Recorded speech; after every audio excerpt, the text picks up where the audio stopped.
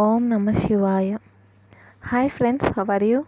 In this video we are going to learn about peptic ulcers. Okay, peptic ulcers. The peptic ulcer mean the ulcer in the stomach and duodenum, and the peptic ulcer in the stomach we call gastric ulcer, and in duodenum we call duodenal ulcer. Acid of the gastric juice or pepsin in the gastric secretion produces damage to the gastroduodenal mucosa in abnormal conditions.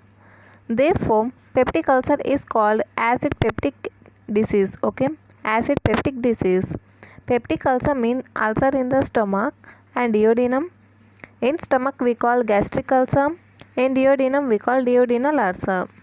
And acid of the gastric juice or pepsin in the gastric secretion produces damage to the gastroduodenal mucosa in abnormal conditions. Therefore, peptic ulcer is called acid peptic disease. Next, pathophysiology. Peptic ulcer is caused either by decreased mucosal defense or by hypersecretion of acid or infection. Peptic ulcer is caused either by decreased mucosal defense or by hypersecretion of acid or infection. Okay. First, diminished effectiveness of mucosal barrier. Diminished effectiveness of mucosal barrier. Okay, this is the first cause for the peptic ulcer. The defense barrier of the stomach is the mucous coat on the gastric epithelium. This is called mucosal defense barrier. The defense barrier of the stomach is the mucous coat on the gastric epithelium. This is called mucosal defense barrier. The mucus is secreted by mucous cells. Mucus is a viscous gel that contains mucin, phospholipid, electrolytes mainly like HCO3 minus, that means bicarbonate, and water. Okay, the mucus is secreted by mucous cells. Mucus is a viscous gel that contains mucin, phospholipid, electrolytes like bicarbonate, and water. The mucous gel layer is about 0.2 mm thickness and effectively separates the bicarbonate rich secretion of epithelial cells from the acid content of the stomach. The mucous gel is about 0.2 mm thickness and effectively separates the bicarbonate rich secretion of epithelial cells from the acid content of the stomach. If you see this figure, this is the mucous layer. Okay, this is the mucous layer, and this mucous layer is formed by and these are the mucous cells, and this mucous layer is formed by the mucous cells, and this mucus consists of mucin, phospholipid, okay, and the electrolytes like HCO3 minus, okay, these are the electrolytes, okay, and water. Okay, and the mucosal surface pH is 7, that means neutral. Okay, and these are the mucus droplets, and the mucus layer is 0.2 thickness, 0.2 mm thickness. Okay guys, and this is the mucosal defense barrier by bicarbonate.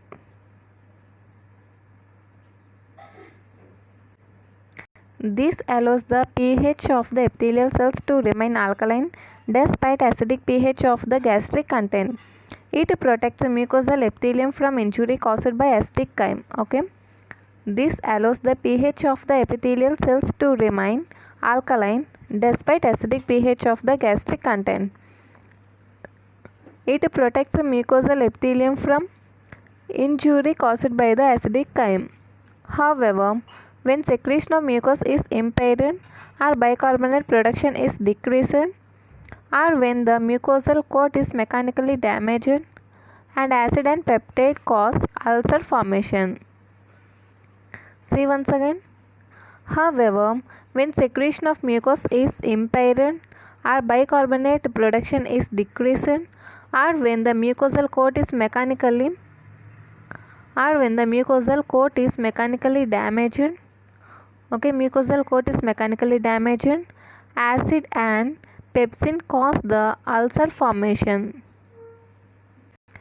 and such damage is usually produced by use of aspirin and NSAID, that means non-steroidal anti-inflammatory drugs that inhibit the secretion of mucus and bicarbonate. Catecholamines also inhibit mucus secretion. In chronic stress, ulcer is produced, that means stress ulcer, by chronically elevated level of catecholamines in blood. Okay, chronically elevated level of catecholamines in blood. See once again, such damage is usually produced by use of aspirin and NSAID, non-steroidal anti-inflammatory drugs that inhibit the secretion of mucus and bicarbonate. Catecholamines also inhibit mucus secretion. In chronic stress, ulcer is produced. In chronic stress, ulcer is produced, that means we call this stress ulcer, by chronically elevated level of catecholamines in blood. By chronically elevated level of catecholamines in blood. Okay. Next, hypersecretion of acid, and this is the another cause for the ulcer production, ulcer formation. Hypersecretion of acid. Gastric acid secretion increases in chronic anxiety. Gastric acid secretion increases in chronic anxiety. Peptic ulcer is common in business executives, as most of them lead a life either in hurry or in worry. Intake of more spicy food is also known to increase acid secretion. Therefore, it is generally believed that hurry, worry and curry are the causes of peptic ulcer.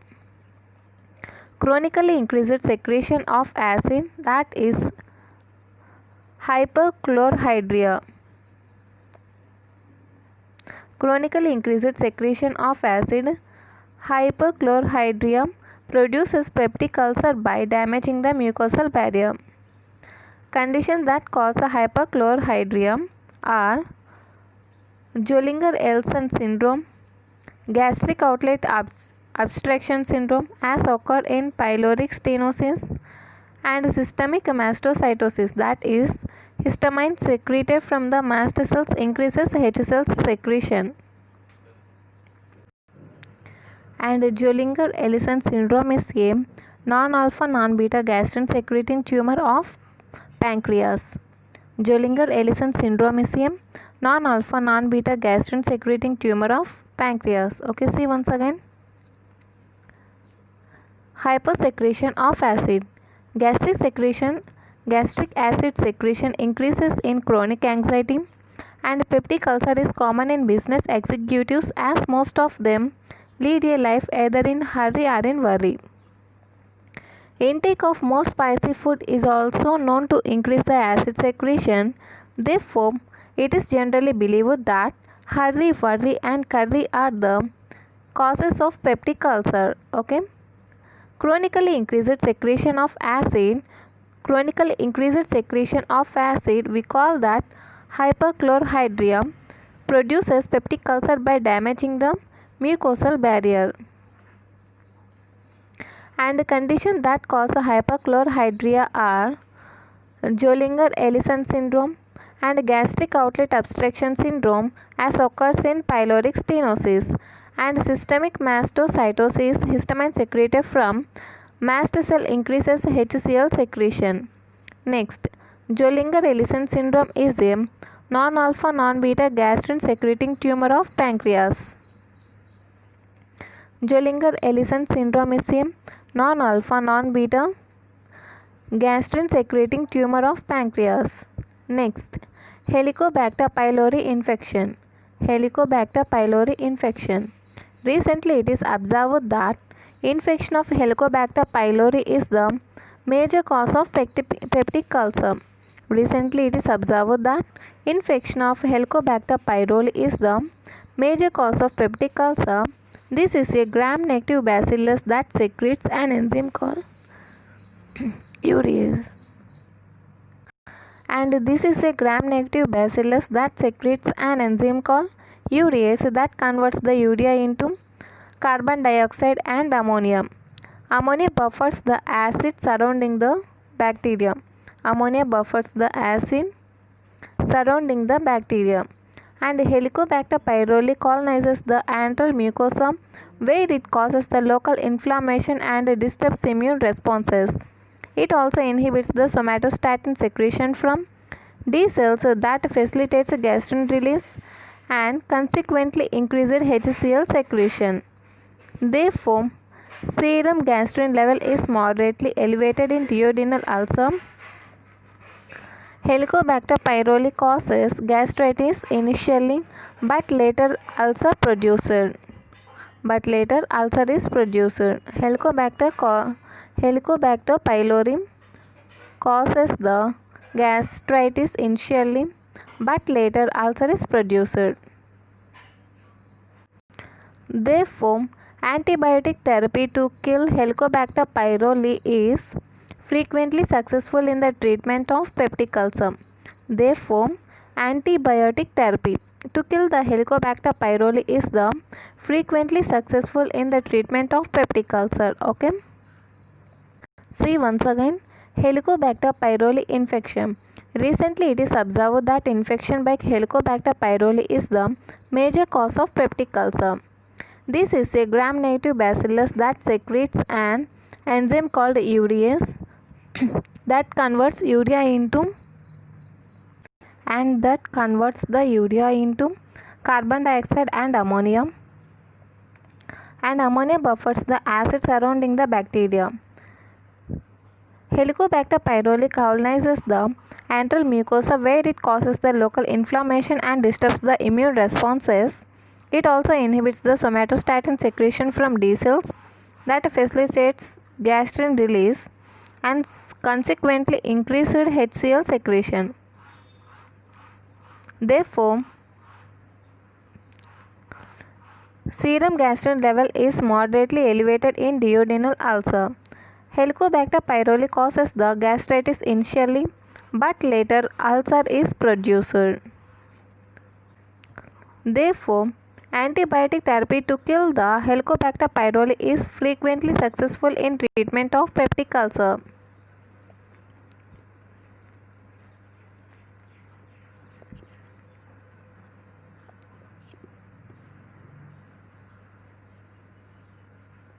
Next features, okay. In most of the cases, ulcer is located in the duodenum, usually above the ampulla of water. As in this area, acid chyme is not neutralized by alkaline pancreatic juice. The main feature of peptic ulcer is upper abdominal, that means epigastric pain. Typically, pain is experienced in empty stomach and relieved by taking water, food or antacid. If disease is untreated, hematemesis, that means vomiting of blood, and melena, that is dark tarry stool and vomiting due to pyloric obstruction, and peritonitis due to perforation of ulcer into the peritoneal cavity occurs. See once again the features. In most of the cases, ulcer is located in the duodenum, usually above the ampulla of water. As in this area, acid chyme is not neutralized by alkaline pancreatic juice. The main feature of peptic ulcer is upper abdominal pain, that is epigastric pain. Typically, pain is experienced in empty stomach and relieved by taking water, food or antacid.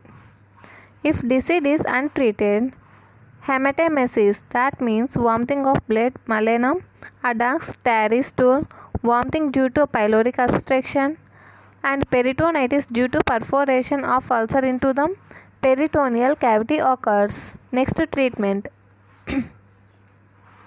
Specific treatment. Specific treatment includes, coming to the figure here, features. This is the figure of endoscopic view of chronic peptic ulcer. This is the figure of endoscopic view of chronic peptic ulcer. Okay. If you see here, two ulcers are seen. Okay, this and this. Okay, these are the two ulcers. Okay guys, this is the endoscopic view of chronic peptic ulcer. Okay,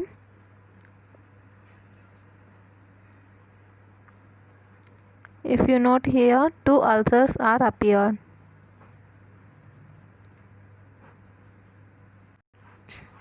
Treatment. First, specific treatment. Specific treatment includes the use of following drugs: H2 receptor antagonist, ranitidine, cimetidine, and famotidine. Nizatidine are different generations of H2 receptor blockers. These drugs block the H2 receptor and inhibit the histamine secretion. As histamine is a potent stimulator of HCl release from parietal cells. H2 receptor blockers inhibit the HCl secretion. See once again. Specific treatment. Specific treatment includes the use of following drugs: H2 receptor antagonist, ranitidine, cimetidine, famotidine, nizatidine are different generations of H2 receptor blockers. These drugs block the H2 receptors and inhibit the histamine secretion. As histamine is a potent stimulator of HCl release from parietal cells, H2 receptor blockers inhibit the HCl secretion. This is also about the specific treatment. Proton pump blocker. Hydrogen ion potassium ion ATPase inhibitor. This drug inhibits the activity of proton pump, that is the activity of hydrogen ion potassium ion ATPase. Therefore, the final step of acid secretion is inhibited. This is the most effective medicine for the treatment of peptic ulcer. The usual proton pump blocker used is omeprazole. Okay, proton pump blocker. H plus and hydrogen ion potassium ion ATPase inhibitor. This drug inhibits the activity of proton pump, that is the activity of H plus K plus ATPase. Therefore, the final step of acid secretion is inhibited. This is the most effective medicine for the treatment of peptic ulcer. The usual proton pump blocker used is omeprazole and sucralfate. Sucralfate. Okay, this is a sucrase octasulfate. It provides a protective layer on the ulcer. Therefore, it promotes ulcer healing. Sucralfate. Okay, this is a sucrose octasulfate. It provides a protective layer on the ulcer. Therefore, it promotes ulcer healing. And muscarinic blockers. Okay, muscarinic blockers, atropine and pyrizinamide are used to block the M1 and M3 receptors. Therefore, acetylcholine does not act on the parietal cells. However, as the non-cholinergic vagal innervation dominates, over the cholinergic innervation for acid secretion.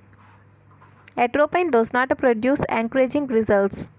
Therefore, muscarinic blockers are not used in ulcer treatment. See once again, muscarinic blockers. Atropine, pyrizinamide are used to block the M1 and M3 receptors. Therefore, acetylcholine does not act on the parietal cells. However, as the non-cholinergic vagal innervation dominates over the cholinergic innervation for acid secretion, atropine does not produce encouraging results. Therefore, muscarinic blockers are not used in the peptic ulcer treatment. Next, gastrin blockers. As gastrin is the most potent stimulator of acid secretion, effort has been made to discover a gastrin antagonist. However, a successful gastrin blocker has not yet been discovered.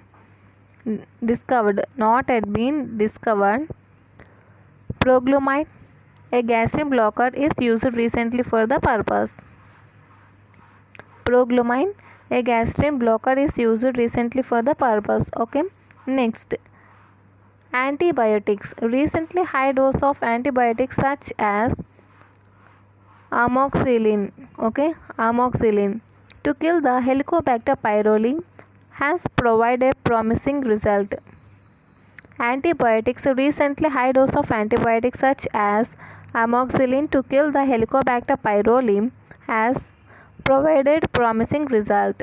Next, non-specific measures. First, antacids.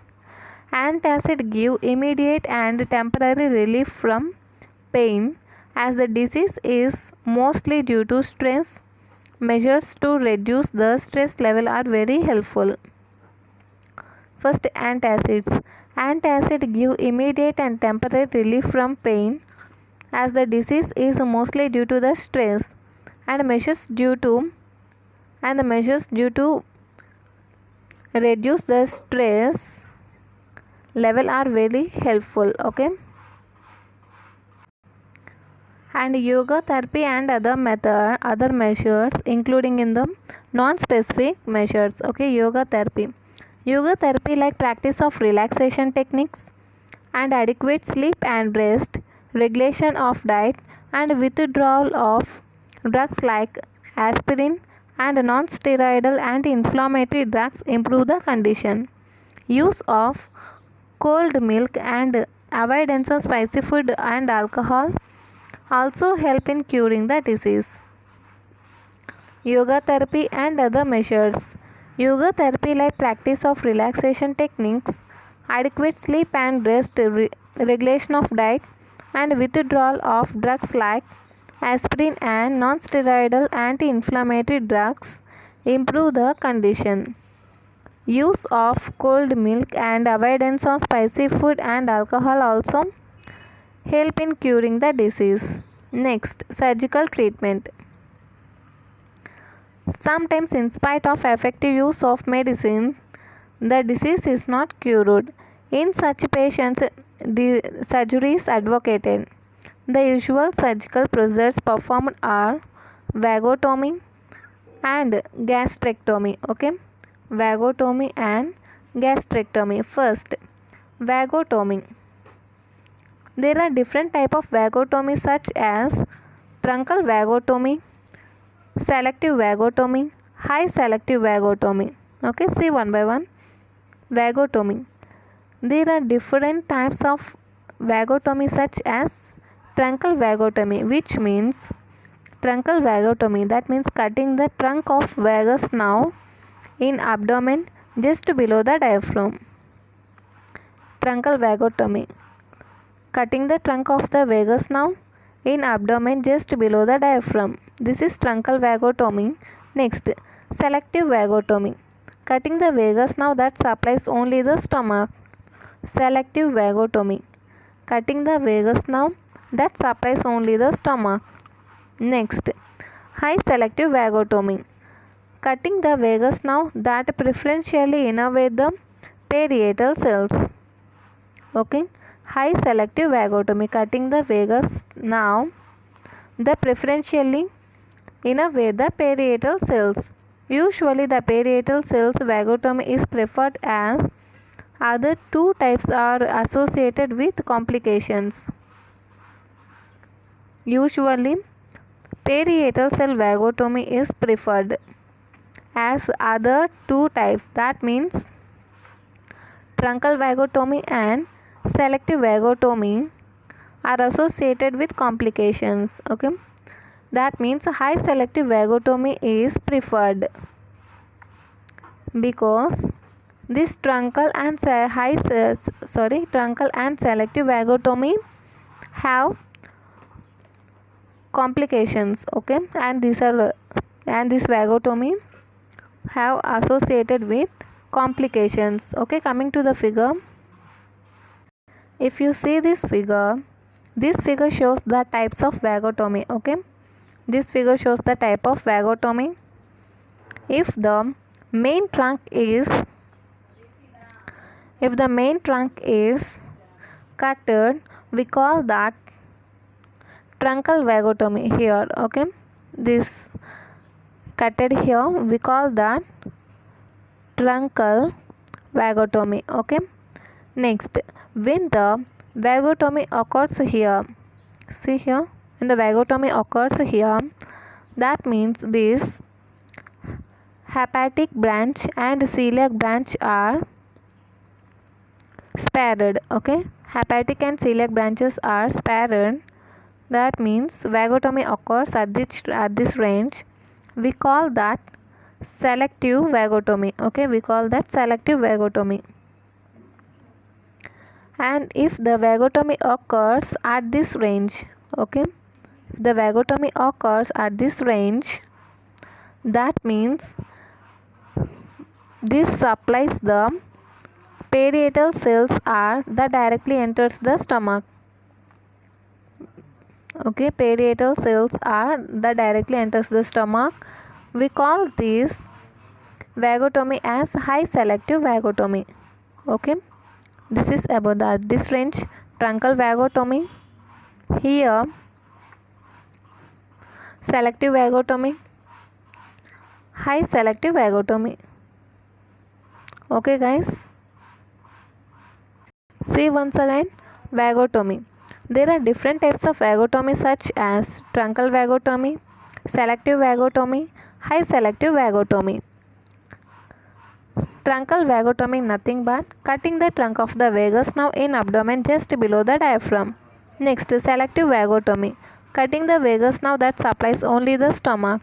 Next, high selective vagotomy, cutting the vagus nerve that preferentially innervate the parietal cells. Okay, usually parietal cell vagotomy is preferred as other two types, that means selective and high selective vagotomy are associated with complications. Next, gastrectomy. Partial gastrectomy removes the antral portion of stomach as this part contains the G cells. Antrum is the pump of the stomach that propels food into the duodenum. Therefore, antrectomy results in stasis of food. To avoid such complication, usually gastroduodenal stomy or gastrojejunostomy, the drainage procedures, is preferred with gastrectomy. Okay, gastrojejunostomy is also preferred with truncal vagotomy. See once again, gastrectomy. Partial gastrectomy removes the antral portion of the stomach, and this antral portion of stomach as this part contains the G cells.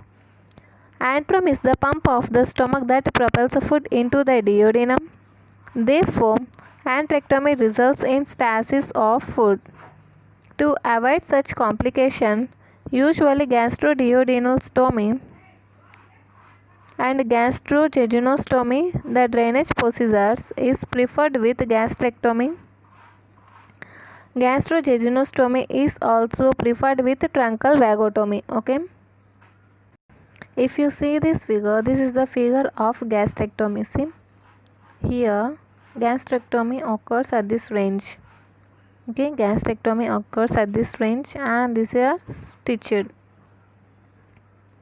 Okay, and this gastrectomy procedure is continues with the gastroduodenostomy and gastrojejunostomy, and this gastrostomy of the stomach is follows the method Billroth 1. We call that gastroduodenostomy. See, this is the duodenum. This is the duodenum. Okay, and this gastrotomy is follows the duodenum. We call this as gastroduodenostomy. Next, here wrong is given. Okay, this is gastrojejunostomy. See, this is the duodenum part. It is not attached with the gastrotomy part.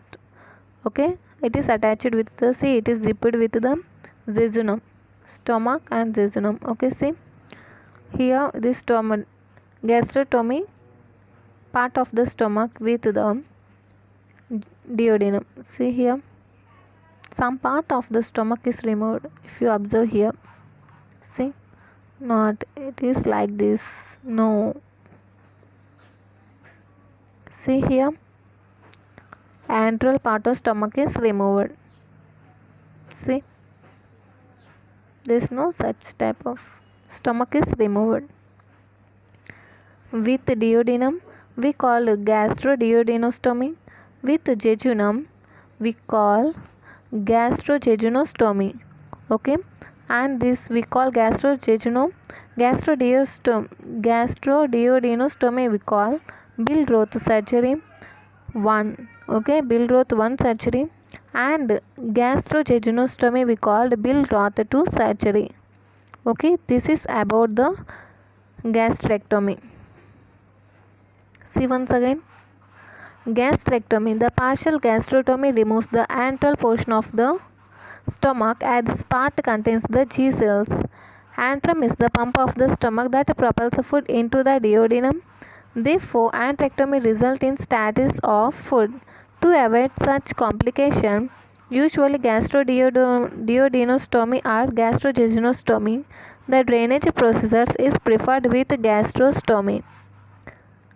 Gastrojejunostomy is also performed with truncal vagotomy. Okay. If you like this video, like, share and subscribe. Thank you.